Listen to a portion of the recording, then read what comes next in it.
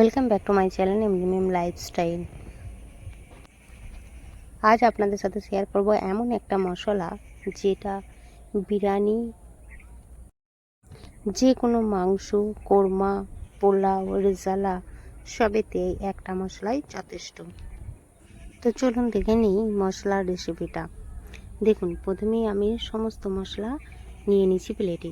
তো আপনাদেরকে দেখিয়ে দিচ্ছি। দেখুন, এখানে নিয়েছি এলাচ, বড় চামচের 2 চামচ নিয়েছি এলাচ। আর এখানে নিয়েছি যে বড় এলাচ, ওটা হচ্ছে গ্রিন এলাচ, এটা হচ্ছে বড় এলাচ। বড় এলাচ নিয়েছি 5টা। আর জায়ফল নিয়েছি 2টো, একটা ভেঙে টুকরো করে নিয়েছি, আর এটাও আমি পরে ভেঙে টুকরো করে নেব। টুকরো করে নিলে কী হবে, যখন আমরা মশলাগুলো গরম করব তখন সুবিধা হবে। তো নিয়েছি জয়িত্রী, এটা আমি 1 চামচ নিয়েছি। স্টার ফলটাও আমি এটাও নিয়েছি 1 চামচ। আর যদি গোনা যায় তাহলে দেখা যাবে 7 থেকে 8খানা আছে। আর নিয়েছি লবঙ্গ, এটা হচ্ছে কাবাব চিনি। কাবাব চিনি অনেকেই বুঝতে পারেন না, কাবাব চিনি, সাদা মরিচ আর কালো মরিচ।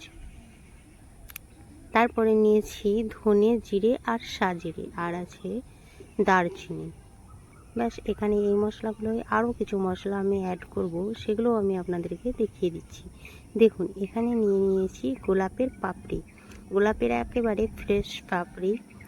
আর নিয়েছি কাশ্মীরি লঙ্কা, আর নিয়েছি এখানে দেশি লঙ্কা, যেগুলো ঝাল লঙ্কা। এগুলো আমার বাড়ির গাছের লঙ্কা, তো নানা রকমের আছে। আপনাদের হাতের কাছে যেটা থাকবে সেটাই দেবেন। তারপর নিয়েছি কাসুরি মেথি আর তেজপাতা। এখানে 8 থেকে 10টা তেজপাতা আমি ছোট ছোট করে টুকরো করে নিয়েছি।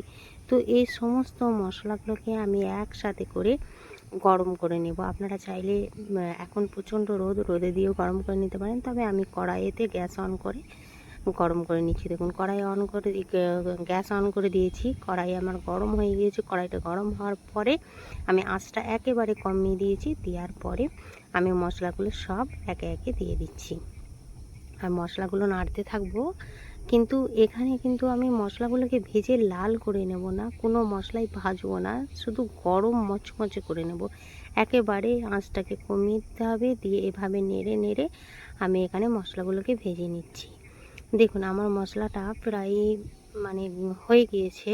তো আমি এখানে কিভাবে বুঝবেন হয়ে গেছে সেটা দেখাচ্ছি। দেখুন, তেজপাতাটা যখন হাতে করে নেবেন তখন দেখবেন গুঁড়ো হয়ে যাবে। দেখুন, এখানে জয়িত্রীটাও নিলাম, পুরো গুঁড়ো হয়ে গেলে। এভাবে মশলাগুলো আপনারা চাইলে চেক করে নেবেন হাতের মধ্যে, দেখবেন মচমচে গুঁড়ো হয়ে গিয়েছে। এরপরে আমি মিক্সার গ্রাইন্ডারে এইগুলোকে গুঁড়ো করে নেব। দেখুন, এখানে কিন্তু আমি আগে মশলাটাকে গরম কিন্তু আমরা গুঁড়ো করবো না। মশলাটাকে একটা প্লেটে রেখে একটু ঠান্ডা করে নেব। ঠান্ডা হলে তারপরে আমরা গুঁড়ো করব।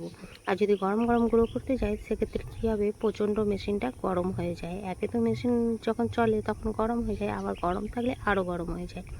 তো চলুন এগুলো আমরা গুঁড়ো করে নিই।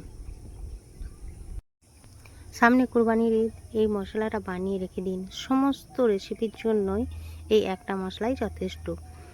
আর আমার ভিডিওটা যদি আপনাদের ভালো লাগে তাহলে লাইক, কমেন্ট অ্যান্ড শেয়ার করে দেবেন। সাবস্ক্রাইব করে পাশে থাকবেন। একবার এইভাবে বিরিয়ানির মশলা বা গরম মশলা বলেন, যাই বলেন না কেন, একবার বানিয়ে দেখুন। এই মশলাটা বানিয়ে সারা বছর সংরক্ষণ করে রেখে দিন। আমি তো কাঁচের জারে ভরে রেখে দেবো। তো দেখুন, যে কোনো মাংস রান্না, চিকেন হোক, মাটন হোক, যে কোনো মাংস রান্না 1 চামচ দিন, এতেই যথেষ্ট। আর বিরিয়ানিতেও তাই। আপনারা চাইলে যে কোনো জারিয়ে রাখতে পারেন, তবে কাঁচের জারি রাখলে সব সময় সমস্ত জিনিস ভালো থাকে। তো আমি কাঁচের জারি এখানে ইউজ করেছি, আপনারাও চেষ্টা করবেন কাঁচের জারি রাখার।